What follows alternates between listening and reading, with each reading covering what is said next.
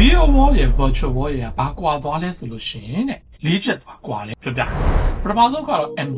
embodiment ဆိုတာခန္ဓာကိုယ်တစ်ခုလုံးကိုအသုံးပြုတာအပြင်မှာ real world မှာကစားတာကျတော့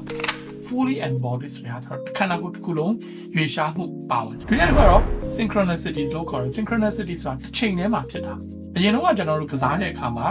ကစားကွင်းမှာဆော်တာပဲကျွန်တော်လမ်းထဲမှာဆော်တာပဲရက်ကွက်ထဲမှာဆော်တာပဲအကုန်လုံးက synchronous တစ်ချိန်တည်းမှာဆော်အားလုံးကတစ်ချိန်တည်းမှာလာပြီးတော့တနေရာထဲမှာလာပြီးတော့ဆူရတယ်ပြီးတော့အဲ့တစ်ချိန်တည်းမှာ interaction လုပ်ရတယ် virtual world ရောက်လာပြီးတော့ဒါကြီးက asynchronous ဖြစ်သွား asynchronous ဆိုတာတစ်ချိန်တည်းမှာဖြစ်တဲ့ဟာတွေ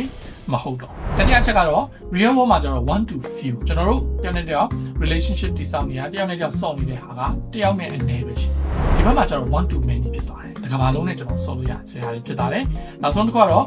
barrier to entry ဆိုတဲ့ဟာကဒီ in group လို့ခေါ်တဲ့ကိုယ့်ရဲ့ဖွဲ့လေးတဲ့ဝင်ဖို့ဆိုတဲ့ဟာခိန်းကိုယ့်ရဲ့တငယ်ချင်းဝိုင်းတဲ့ကိုနောက်ထပ်လူတယောက်ရောက်လာဖို့ဆိုတဲ့ဟာခိန်းတဲ့လူမျိုးပဲပြန်ထွက်ဖို့ဆိုတာခိန်းနေတယ် virtual world မှာကျတော့အဲ့လိုဟုတ်လားဆိုရင်မဟုတ်ကိုကအလွယ်တကူ